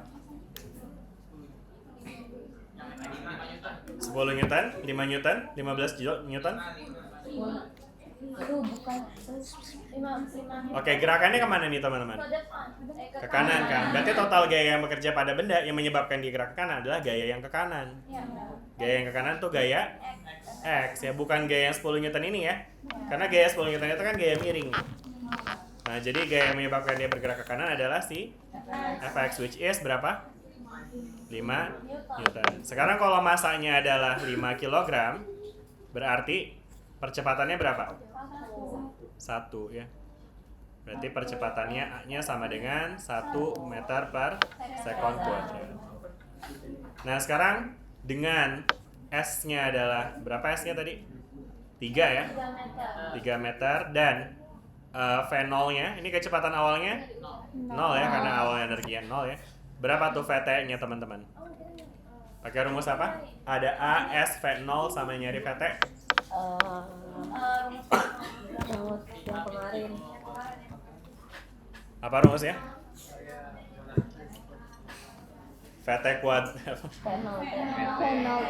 PT-nya Setengah T kuadrat. Oh, yang itu ya? Kayaknya jangan pakai itu deh, kan nggak ada T-nya soalnya di sini. Iya, Yang ada nih A, S, V0 sama VT. Berarti yang nggak pakai T. Yang nggak ada T-nya yang mana yang nggak ada T? Betul. Ya, jadi itu yang rumus ya teman-teman pilih itu yang ini ya teman-teman ya. Meskipun yang ditanya tuh ada, teman-teman harus pastikan yang ditanya juga ada di situ ya. Oke, di sini kan yang ditanya VT-nya tuh. Jadi teman-teman pilih yang VT-nya juga ada di situ ya. Yang nggak ada T yang nggak ada di variabel yang dikasih ya. Jadi kan ini kita menghubungkan A, S, V0 sama VT ya kan. Makanya pilih persamaan yang ada 4-4-nya gitu ya. Nah, ini jadi berapa nih teman-teman? 2 AS ya. Jadi VT kuadrat sama dengan 0 tambah 2 kali A-nya berapa? 1 kali S-nya 3. Berapa tuh jadinya? 6. VT 6, berarti VT-nya 6. akar 6. Nah, sama kan tuh jadinya ya? Iya. Nah, jelas kan nih teman-teman sampai sini tentang konsep usaha dan energi? Ya, jadi yang barusan saya sampaikan intinya adalah usaha yang diberikan pada benda itu akan menyebabkan benda mengalami perubahan energi ya. Pada kasus ini usaha yang diberikan itu menyebabkan perubahan energi kinetik ya. Jadi W sama dengan delta EK gitu ya. Oke. Jelas sampai sini teman-teman? Ya. Dan kemudian usaha itu sendiri dia nggak cuma menyebabkan perubahan energi kinetik ya. Bisa juga usaha menyebabkan perubahan energi potensial ya kan. Nah, tapi sebelum kita ngomongin perubahan energi potensial sendiri apa tuh? Benda yang bergerak pada ketinggian tertentu. Oke, yang lain ada yang punya definisi lain? Energi potensial itu apa? Energi yang ada gaya gravitasi. Nah, betul. Jadi tadi yang dibilang sama Debbie terkait posisinya udah benar tuh ya. Tapi dia nggak terkait sama gerakan ya. Jadi kalau energi yang berkaitan dengan gerakan itu adalah energi kinetik. Sedangkan energi yang berkaitan dengan posisi benda itu adalah energi potensial. Ya, dan tentu teman-teman udah tahu juga rumusnya ya. Apa rumus energi potensial? Betul, artinya semakin tinggi suatu benda, semakin besar juga energi potensialnya gitu ya kan ya. Dan misalnya ya kayak tadi lagi ya, misalnya benda bermassa 5 kg ya kan. Bendanya bermassa 5 kg lagi. Terus habis itu let's say kita pakai G10 lagi. Again ini penyederhanaan ya, di UAS jangan pakai, di UTS jangan gini ya.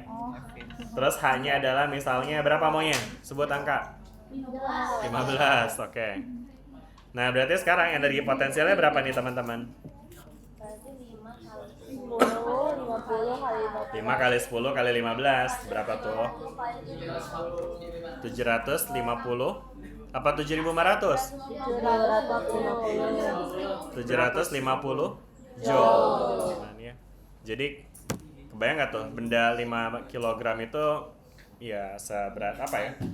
Ya laptop lah gitu ya kan. 15 meter mungkin ya di lantai 3 lah ya. Nah itu teman-teman bisa bayangin kalau laptop ini ada di lantai 3 itu berarti laptop ini memiliki energi potensial sebesar 750 joule ya. Kenapa? Ya ini udah punya nih, udah punya 750 joule gitu ya kan. Nah cuma energi potensial itu adalah energi yang tersimpan ya, karena potensi itu artinya kan ya tersimpan pada suatu benda ya. Di dalam diri. Potensi ya kan, kayak bakat gitu ya, potensi orang-orang gitu ya.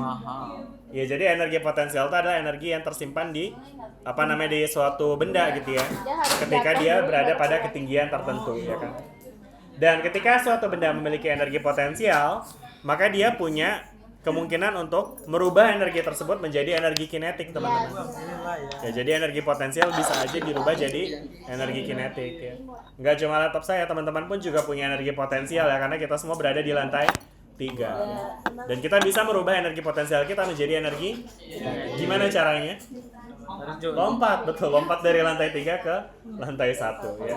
Dengan kayak gitu, teman-teman effortlessly bakal memiliki kecepatan ya kan yang tinggi ketika nyampe bawah gitu ya kan. Jangan dicoba tapi ya. Bisa dibayangin aja tapi ya, agak serem tapi ya. Volunteer jangan. Dapat poin, oh iya langsung ya full gitu. Kenapa sih? Bisa dibayangin sampai sini teman-teman dengan konsep energi potensial dan energi kinetik. Clear ya teman-teman ya? Oke deh, sip. Nah, dari analisis terhadap energi potensial dan energi kinetik tadi, ya. Nah, kenapa sih ini? Apa? Kenapa ada apa? Aman artinya? Aman banget. Oke. Sip. Oke. Nah, sekarang tadi ya teman-teman ya. Jadi kalau misalkan nih kita ngomongin soal benda ya kan yang berada di atas ketinggian tertentu ya. Di atas ketinggian tertentu ya kan. Misalnya tadi kita ngomongin benda yang berada di atas ketinggian berapa tadi nih? 15 meter misalnya ya. Benda ini akan memiliki energi potensial tuh tadi ya. Energi potensialnya berapa tadi hasil hitungan kita? 750 Nah sedangkan kalau misalnya ini bendanya kita lagi pegangin gitu ya sehingga dia nggak bergerak, berarti energi kinetiknya akan jadi 0 gitu ya. Oke? Jelas nggak teman-teman sampai sini? Nah sekarang misalnya bendanya kita lepas nih teman-teman, sehingga dia jatuh ya kan, sehingga pada ketinggian 10 meter dia tentu pasti akan bergerak ya. Artinya dia akan memulai memiliki energi kinetik tuh nanti ya kan. Nah energi potensialnya berapa nih teman-teman kalau pada ketinggian 10 meter? Energi potensialnya berapa? 500 joule. Nah kira-kira energi kinetiknya berapa ya teman-teman? 250, pintar banget. Dari mana tuh 250? Iya. Nah tapi ini ada satu catatan ya teman-teman. Ada catatan ya teman-teman. Jadi asumsikan tidak ada gaya gesek ya. Asumsi tidak ada gaya gesek ya. Ketika tidak ada gaya gesek ya, maka tidak ada usaha yang dilakukan oleh gaya eksternal istilahnya. Sehingga kalau nggak ada usaha yang dilakukan oleh gaya eksternal berarti tidak ada energi yang berubah ya. Jadi karena kan tadi kita udah belajar tentang ini ya, W itu pada prinsipnya menyebabkan perubahan energi. Kalau nggak ada usaha berarti nggak ada perubahan energi as a whole, total energinya nggak berubah. Meskipun potensial dan kinetik portionnya bisa aja berubah ya. Terutama potensial nih, karena potensial tergantung sama ketinggian Iya. atau posisi. Sehingga kalau kita ngomongin benda yang jatuh, maka energi potensialnya pasti akan berkurang. Nah, tapi again tadi ya, dengan asumsi tidak ada gaya gesek, berarti energi totalnya harusnya apa sih? Kenapa nih? Jatuh. Aman ya? Energi potensial. Energi potensial. Langsung praktek dia ya. Dijatuh-jatuhin. Sengaja banget. Oke. Jadi energi total ini harusnya konstan nih teman-teman ya, atau ini yang disebut dengan hukum kekekalan energi teman-teman ya. HKE. Betul ya. Jadi energi total, energi mekaniknya ya, atau energi totalnya itu sama. Jadi ketika di awal kita punya energi potensial 750 dan EK-nya 0, energi totalnya berapa nih? 750. Sedangkan di ketinggian 10 tadi kita udah bahas ya, EP-nya jadi 500 simply karena rumus MGH. Nah, kemudian EK-nya jadi 250, tadi ada yang jawab tuh ya, 250. Dari mana tadi 250-nya? 750 kurang 500 Kenapa 750 dikurang? Karena 750 adalah energi totalnya. total. Dan energi totalnya sama nih. Di atas energi totalnya 750, di tengah energi totalnya juga 750 ya. Sehingga ketika ininya 500, ininya 250. Jelas nggak teman-teman sampai situ? Jelas ya? Gampang ya, tinggal kayak ngelengkapin puzzle aja gitu sebenarnya kan? Jadi kalau sampai paling bawah, EP-nya jadi 0. Betul, kalau udah sampai permukaan EP-nya jadi 0. Berubah ke energi. Misalnya sebelum menyentuh bawah nih dia 100 gitu ya. Berarti EK-nya berapa? Kayak transformasi kayak kinetik kan jadinya dia habis. 450. Gampang ya. Terakhir kalau dia udah nyentuh ke bawah nih, plek. EP-nya berapa EP-nya? 0. EK-nya berapa EK-nya? 750 ya. Artinya dia emang pas dia tepat sebelum dia nyentuh tanah dia udah bergerak dengan kecepatan tinggi tuh ya. Iya. Dan ini akan bikin dia jadi misalnya pecah atau apa kayak gitu. Kalau kita jatuhin telur gitu misalnya. Jelas nggak teman-teman sampai sini? Oke, itu tentang hukum kekekalan energi barusan tuh namanya ya. Kalau misalkan yang benda dijatuhin gitu, itu dia emang bisa ada gaya gesek, Pak. Kalau benda yang dijatuhin. Yang kayak gitu, itu emang bisa ada gaya gesek. Buset rame banget. Oke, ini pertanyaan bagus dari siapa namanya? Bagas ya. Bagas bertanya, apakah benda yang dijatuhkan itu mungkin ada gaya geseknya? Padahal kan most likely enggak ya, soalnya kan ini dia nggak nyentuh bidang apapun ya. Betul ya? Nah, tapi sebetulnya ada teman-teman gaya gesek dari udara, namanya gaya hambat udara. Jadi adanya udara, air resistance itu akan menyebabkan dia mengalami gaya yang berlawanan dengan arah geraknya. Karena menghambat. Jelas nggak sampai sini? Berarti kalau di case ini hambatan udaranya diabaikan. Dianggap tidak ada gaya gesek. Nah, ini tadi saya tulis nih. Betul, diabaikan. Realnya gimana? Realnya ada. Selalu ada. Realnya ada. Sehingga kalau kita ngitung nih, ini nggak bakal 750 nyampe bawahnya nih. Jadi misalnya atasnya di awalnya 750 ya. Pas nyampe bawah nih energi kinetiknya udah pasti nggak bakal 750. Berapa kira-kira? Lebih besar apa lebih kecil? Lebih kecil ya. Kenapa? Karena ketika ada gaya gesek oleh hambatan udara, itu akan ada energi yang hilang, teman-teman. Ya. Jelas nggak sampai sini? Kenapa energinya hilang? Karena mungkin kita balikin lagi juga ke, ini kenapa hurufnya ke bawah begini? Nge-freeze, Pak. Ya, jadi berubah warnanya. Anyway. Oke, jadi tadi teman-teman balik lagi ya. Kenapa kalau ada gaya, energinya jadi berkurang ya? Karena, teman-teman halo. Halo. Ketika suatu benda bergerak ke bawah, maka yang namanya gaya hambat tadi, itu akan cenderung untuk melawan arah gerak ya kan ya? Iya. Jadi kalaulah memang di sini ada gaya hambat udara ya kan? Gaya hambat udara ini akan berarah ke atas nih ya. Gaya gesek itu akan berarah ke atas. Jelas nggak teman-teman sampai sini? Ya kan ya? Kelihatan nggak sih ini? Ya Allah, salah benar ya?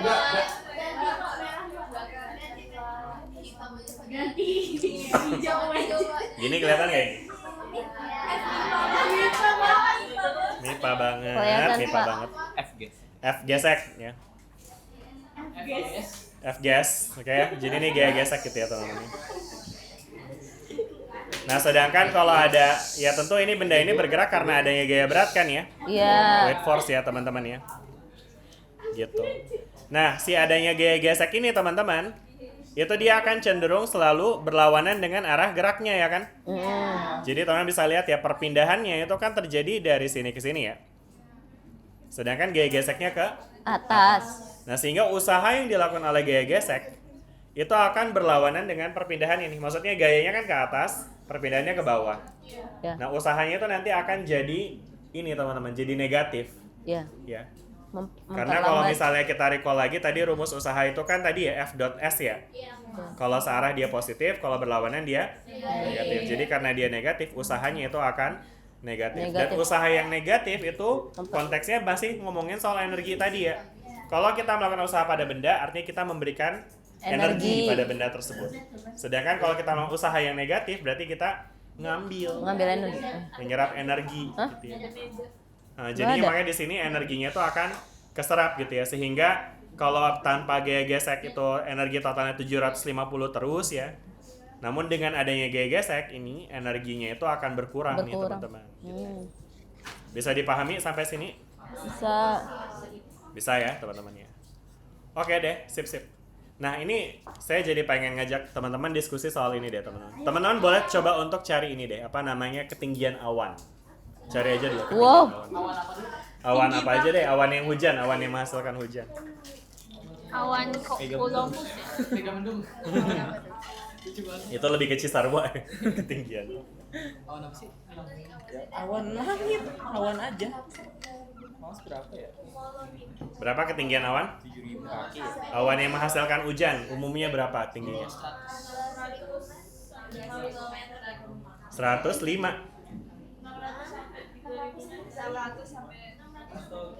Bonus ya ketinggian hewan. Anyway, ini konteksnya saya mau ngajakin teman-teman diskusi soal ini tadi lagi tentang gaya gesek udara ya teman-teman ya. 600 sampai 16.000. Ayo. Oke, ambillah yang paling rendah aja deh. Yang paling rendah berapa? 600 meter ya. 600 meter ya kan. Nah, sekarang teman-teman bayangin deh kalau misalkan kita punya benda misalnya rintik air hujan ya. Rintik air hujan yang jatuh dari ketinggian 600 meter, maka tanpa adanya gaya gesek udara, air tersebut akan semakin cepat kan ya. Sehingga pas nyampe di bawah nih, kita bisa hitung tuh berapa kecepatan akhirnya ya nggak? Gimana cara ngitungnya? Di sini kita punya apa tuh? Di sini kita punya VT yang mau dicari ya kan ya? Iya. Sedangkan kita punya VO-nya 0 ya kan? Kemudian G-nya kita pakai atau A-nya ya, A-nya kita pakai angka gampang aja 10 ya. Meter per sekon kuadrat. Dan kemudian kita punya S-nya. S-nya berapa? 600. Nah, coba sekarang dihitung deh berapa VT-nya nih teman-teman. Tadi rumusnya apa? Iya, akar dari V0 plus 2AS ya kan ya? Coba. Akar dari 6.000 betul. Akar dari 12.000 deh. Coba hitung deh, berapa tuh akar dari 12.000? Ya, jadi 12.000. Tambah 2 dikali Berapa, Trit? 10 kali 600 ya. Berapa? 100. 109. Berapa? 100 9. kalau dijadiin desimal 109, 54. 109,54. Oke. Nah, ini meter per sekon nih teman-teman ya. Oke. Sip. Nah, angka ini teman-teman ini merupakan angka yang cukup tinggi nih teman-teman ya. Ya. Kalau nggak salah bahkan setara sama sepertiga dari kecepatan peluru deh. Kecepatan peluru itu 300 meter per sekonan gitu. Gitu. Coba deh dicek deh tipikal kecepatan peluru berapa kalau kecepatan peluru? Jadi itu cepet banget. Tinggi banget. 300 meter per sekon ya. Ya. Jadi artinya teman-teman yang nih, ini. halo. Dikit lagi ya. Jadi konteks yang mau saya bahas di sini adalah kalau air hujan melaju ke bumi tanpa adanya hambatan dari udara, maka air hujan tersebut akan terus-menerus dipercepat sampai pas nyampe di bumi kecepatannya jadi 100 meter per sekon ya kan? Dan 100 meter per sekon itu kecepatannya sangat tinggi. Ya, ini aja dari awan yang terendah nih ya kan ya. Tadi sangat tingginya seberapa ya? Sepertiga dari kecepatan peluru gitu ya. Sumpah. Lumayan sakit lah ya kalau kena ya. Iya. Nah tapi yang terjadi adalah kita ngerasain air hujan sesakit ini nggak sih? Enggak. Enggak, Pernah kan? tapi pernah sakit, Pak. Berarti karena nggak ada hambatan. Kenapa? Kenapa? Pernah sakit. Kalau lagi naik motor kali ya, itu malah lebih karena sakitnya karena kita melaju ya. Pakai full face kayaknya. Iya, jadi kalau lagi naik motor melaju. Tapi maksudnya ini konteksnya air yang lagi turun dari atas gitu ya, raindrops gitu ya. Gitu ya. Nah ini terjadi apa yang kita rasakan nggak segini karena ini Ada teman-teman hambatan. ada gaya gesek udara ini teman-teman. Hambatan udara. Kalau nggak ada hambatan sakit banget. Kalau nggak ada hambatan sakit banget ya. Lebih- Sedangkan kalau ada hambatan emang efeknya apa? Lebih dari peluru. Nah betul. Jadi sebenarnya nanti akan build up nih teman-teman. Jadi gaya gesek pun itu akan sebanding sama kecepatan. Semakin tinggi kecepatannya, semakin besar juga gaya geseknya gitu ya. Nah di awal itu kan dia kecepatannya 0 ya. Jadi dia Yeah. cuma ada gaya berat doang nih. Sehingga dia mau dipercepat dengan percepatan 10 tadi ya atau 9,81. Nah seiring berjalannya waktu nanti gaya geseknya akan growth nih. Karena kecepatannya makin cepat kan. Jadi nanti lama-lama gaya geseknya naik terus sampai suatu momen di mana ininya sama dengan ini. Oh. Kebayang nggak tuh? Kalau Bisa sama kayak berarti apa yang terjadi? Total gayanya 0 sehingga kecepatannya Konstan. Kalau kecepatan konstan ya udah dia nggak bakal naik lagi tuh ya. Betul, Iya. energi potensialnya doang yang hilang tapi energi kinetiknya kagak nambah gitu ya. Karena kecepatannya konstan gitu ya. Ya makanya dia pas jatuh ke bawah dalam konteks energi kan itu energi potensialnya makin rendah ya. Karena makin rendah kan Iya. ketinggiannya. Nah berarti sedangkan energi kinetiknya nambah nggak tuh? Aslinya nambah. Kalau ada gaya gesek, energi kinetiknya nggak nambah kan? Karena tadi Iya. kan kalau udah ada gaya gesek berarti total gayanya Berkurang. 0 total gaya. Total gayanya 0 sehingga kecepatannya segitu-segitu aja sehingga energi kinetiknya kok energi kinetiknya konstan segitu-segitu aja gitu ya. Gitu. Bisa dibayangin teman-teman sampai sini tentang konteks dari ini. Aman ya? Nih sampai ngantuk banget ya ini dua nih. Kenapa? Aman. Pusing ya? Pusing kenapa? Berdua-dua gitu tidur. Habis ngapain emang begadang? Begadang ngapain? Semuanya begadang kok. Kajian. Kajian apa? Ulama, Pak, ulama. Dia bukan majelis, Pak, bukan majelis. Habis mengaji. Gue bilang ke Jikri, kan nih anak Kalau banyak ini maunya Yasir ya? gitu. Yasir kenapa? Kata dia, Kenapa tadi? kayak labu Itu pas malam, Pak. Iya. Oh ya Allah, ngapain sih? Pada apa sih? Emang apa sih yang paling bikin kurang tidur? Apa karena tugas? Apa? Laprak. Laprak tugas Laprak yang apa? Fisika apa kimia? Fisika biologi. semua. Oke. Ya sabar-sabar ya teman-teman. Iya, Pak. Saya nggak bisa banyak membantu. Udah ya mungkin cukup kali ya teman-teman nih. Ada pertanyaan lagi nggak teman-teman sampai sini sebelum kita akhiri? Belum, belum. Semester 2. Bentar ada yang tanya nih, ada yang tanya. Gimana Bagas? Ada. Iya, nanti. Dari semester 3. Ya udah tahun depan. Angin itu mempengaruhi energi kinetik atau enggak ya? Pertanyaan bagus. Sebenarnya nanti akan tergantung dari arah anginnya ya, kemana ya. Kali-kali dong. Maksudnya Nih, pakai kalau emang anginnya berhembus ke biar kepala bawah aman. Sekali-kali sehingga lu gantiin kecepatannya Bagas jadi makin nanya. tinggi, membuat kecepatan raindrop semakin tinggi, maka iya itu akan mempengaruhi EK-nya ke bawah itu makin besar gitu. Tapi kayaknya yang ketiup angin tuh biasanya awan sih sebenarnya. Awannya yang ketiup sama angin.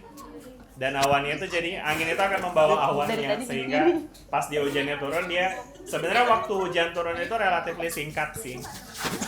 Boleh dihitung deh tuh coba nih dengan kayak gini T-nya berapa ini kan bisa dihitung ya bagus ya. Pakai apa sih? VT sama dengan V0 plus AT gitu ya. Iya tinggal dibagi 10 aja ya. Ini dibagi sama 10 kan ya. Kan VT sama dengan V0 plus AT. Karena V0-nya 0 berarti VT sama dengan AT. Berarti T sama dengan VT per A ya. 100 dibagi dengan 10. Jadi sekitar 11 detik ya. Dalam 11 detik itu relatif singkat gitu untuk dia gerak-gerak. Mineral kalau awan kan emang dari awal di atas kan, jadi dia cenderung lebih mudah affected by wind. Oke, ya bagus pertanyaannya. Ada lagi yang mau tanya teman-teman sebelum kita akhiri? Kita masih punya 3 menit lagi. Kalau teman-teman ada yang mau ditanyakan, tolong teman-teman ini ada yang halo, tolong tenang dulu ya, ini kita kuliahnya belum selesai. Wah, kenapa itu? Asyhadu ya, asyhadu. Oke. Zeda kasih minum ada nggak? Oke, tolong teman-teman kita masih punya 3 menit lagi, jadi tolong tenang dulu ya. Nah, sekarang ada yang tanya nih, gimana pertanyaannya? Kalau misalkan beda yang masuk itu nanti efeknya Oke. Ya, kualat sama Zedan. Ya. Jadi, ini tadi pertanyaan dari siapa? Sami. Sami nanya nih, kalau misalkan kita punya benda yang mantul, twing gitu ya kan? Nah, nanti yang ditanya adalah EP apa EK-nya nih? EP-nya ya. Nah, selama dia mantul dan memiliki ketinggian, maka ya dia akan punya energi potensial nanti gitu ya. Jadi ketika dia mantul, dia kan akan naik ke atas ya jadinya ya. Nah, tetap itu akan punya energi potensial yang tergantung pada tingginya dia gitu ya. Semakin tinggi pantulannya, semakin besar juga EP-nya gitu ya kan. Dan kemudian besarnya EP itu nanti akan membuat EK-nya jadi 0 gitu ya. Karena maksudnya teman-teman bisa pas dia mantul itu nggak selamanya naik ke atas terus kan. Pasti nanti bakal ada pantul, terus habis itu ya nanti akan ada momen di mana dia berhentinya lagi kan ya. Nah, pada saat itu EK-nya berarti udah 0 tuh tadi tuh. Oke, sip. Ada lagi teman-teman? Cukup ya? Oke, mungkin satu catatan lagi terakhir teman-teman. Jadi kalau teman-teman lihat di PR, ini kayaknya PR yang pakai energi itu di PR yang nomor 2 kalau nggak salah ya. 3 ya? 2 juga bukannya? 2 emang nggak ya? Itu ada jelas tuh, ada elastic energy stored gitu ya kan? Iya.